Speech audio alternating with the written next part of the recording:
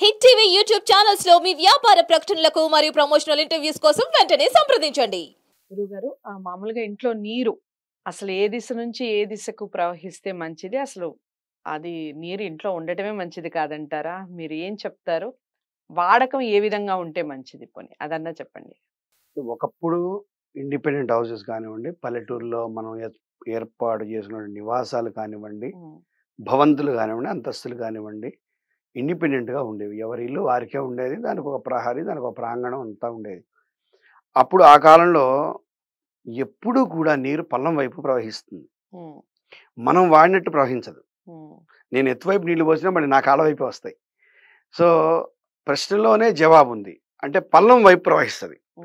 మనం ఇంకొక వీడియోలో చెప్పుకున్నాం, దక్షిణ పడమరలో ఎత్తుగా ఉంటుంది ఏ ఇంటి నిర్మాణమైనా అని అన్నప్పుడు, మనము దక్షిణం పోసినా పడమర పోసినా అది ఎట్టి పరిస్థితుల్లో ఈశాన్యం వైపు ప్రవహిస్తూ ఉంటాయి.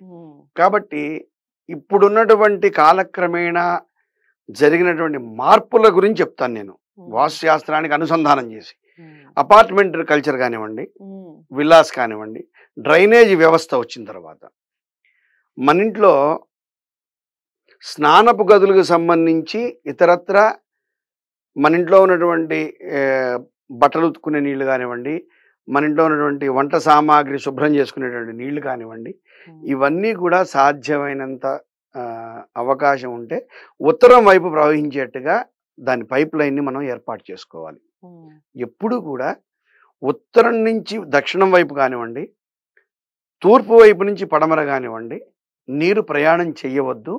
తద్వారా ధన నష్టము, ఆరోగ్య నష్టం జరుగుతుంది అని చెప్పి సుస్పష్టంగా రాయబడింది. అయితే ఒక చిన్న మెలిక ఉంది. మాది పడమర రోడ్డు అనుకుందాం.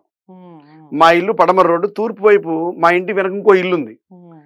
కుడి చేతి వైపు ఒక ఇల్లు ఉంది, ఎడం చేతి వైపు ఒక ఇల్లు ఉంది. ఇప్పుడు నా నీళ్ళు ఎటుపోతాయి? పడమరకు వస్తాయి. నేను వాడిన నీళ్ళన్నీ కూడా మరి పడమరకి ప్రవహిస్తే అనారోగ్యం వస్తుంది కదా, ఎలా అని చాలా మందికి సందేహం రావచ్చు. అప్పుడు కూడా ఒక చిన్న అంటే దాంట్లోనే చిన్న మోడిఫికేషన్, మీ ఇంటి ప్రాంగణంలో ఎక్కడ నీరు వాడినా అది తూర్పు వైపుకి వెళ్ళి ఉత్తరం వైపుకి వచ్చి పడమర వాయువ్యం గుండా బయటికి వెళ్ళేట్టుగా ఏర్పాటు చేసుకోండి. ఫస్ట్ నేను బాగా క్లియర్గా చెప్పాను. స్నానం చేసిన నీరు, అలాగే వంట పాత్రలు కడిగిన నీరు, బట్టలు ఉతికిన నీరు, ఈ మూడు. ఇది కాకుండా మనము బహిర్భూమి టాయిలెట్ అంటాం. టాయిలెట్కి వెళ్ళినటువంటి ఫ్లష్ ట్యాంక్ వాటర్ ఉంటుంది, అది మాత్రం ఎట్టి పరిస్థితుల్లో తూర్పుకి ప్రవహించకూడదు, ఉత్తరం ప్రవహించకూడదు. అది తప్పనిసరిగా పడమర వైపు ప్రవహించి, చాలా జాగ్రత్తగా ఉండండి. చాలా గొప్ప సూత్రం ఒకటి చెప్తాను. మనకున్నటువంటి 4 భాగాలను కనుక డివైడ్ చేస్తే, ఆగ్నేయం వంట, వంట అంటే వండుకొని తినటం, వంట చేయటం, అగ్ని అక్కడ ఉంటుంది, స్టవ్ అక్కడ వెలిగిస్తాం, అంతా ఆగ్నేయం.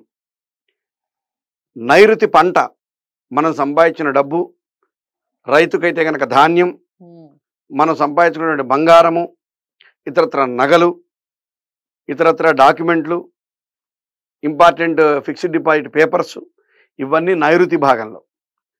వాయువ్యం పెంట. పెంట అంటే ఏదైతే మనం విసర్జించినటువంటి పదార్థాలు ఉన్నాయో, మన ఇంటికి చెత్తబుట్ట అవ్వచ్చు, మనం రోజు వాష్రూమ్లో వాడేటువంటి టాయిలెట్ సంబంధించినటువంటి డ్రైనేజ్ వ్యవస్థ అవ్వచ్చు, సెప్టిక్ ట్యాంక్ అవ్వచ్చు, ఇవన్నీ కూడా పెంట. లాస్ట్ ఈశాన్యం గుంట. అంటే సంపు కానివ్వండి, బోరు కానివ్వండి, నుయ్యి అంటే బావి కానివ్వండి, అంటే మన అవసరాలు తీర్చడానికి కావలసినటువంటి నీరు మనకి లభించే ప్రాంతము ఈశాన్యము. Simple topic. గుంట, వంట, పంట, పెంట, ఈ 4 సూత్రాలు బాగా పాటించగలిగితే తద్వారా మానవుని యొక్క జీవితం 90% వాస్తురీత్యా సుఖమయమైనట్టేనండి. సో ఇది చాలా ముఖ్యమైనటువంటి విషయం. తద్వారా నీరు ఎటు ప్రవహించాలో ఇప్పుడు అర్థమై ఉంటుంది. ఒక డ్రైనేజ్ వాటర్ అంటే మనకి టాయిలెట్ ఒకటే, స్నానం నీళ్లు కాదు. ఏదైతే సెప్టిక్ ట్యాంక్ ద్వారా మనకి బయటికి వెళ్తున్నాయో ఆ నీరు మాత్రం తూర్పు వైపు పైప్ లైన్ ఇవ్వకండి. చాలా మంది చేసే చాలా పొరపాటు అదే.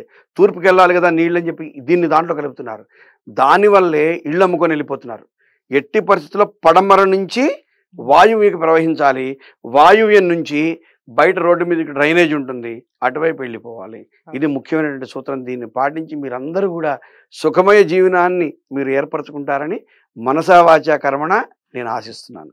చాలా చక్కటి వివరణ ఇచ్చారు గురువుగారు. అదండి, ఇంట్లో నీరు ఎక్కడ ఉండాలి, ఎటువైపు ప్రవహించాలి, ముఖ్యంగా డ్రైనేజ్ వ్యవస్థ ఏ విధంగా ఉండాలి, ఎటువైపు ప్రవహించాలి, దానికి సంబంధించిన నీరు అనేది చాలా చక్కటి వివరణ ఇచ్చారు గురువుగారు. మీకు ఇంకా డౌట్స్ ఉంటే కామెంట్ బాక్స్లో తెలియజేస్తూ, ఇలాంటి ఇంకెన్నో విషయాలు మీరు తెలుసుకోవాలనుకుంటున్నారా, ఇంటికి సంబంధించి, వాస్తుకు సంబంధించి, ప్లేసెస్ మీరు ఇంకా ఏదైనా కొనుక్కోవాలి అనుకుంటే దానికి సంబంధించి కావాలి అంటే స్క్రీన్ మీద కనపడే నెంబర్కి కాల్ చేయాల్సి ఉంటుంది గురువుగారి అపాయింట్మెంట్ కోసం. వీడియోని లైక్ చేసి షేర్ చేయండి, ఛానల్ని సబ్స్క్రైబ్ చేసుకోండి. తదుపరి వీడియోతో మళ్ళీ కలుద్దాం. నమస్తే.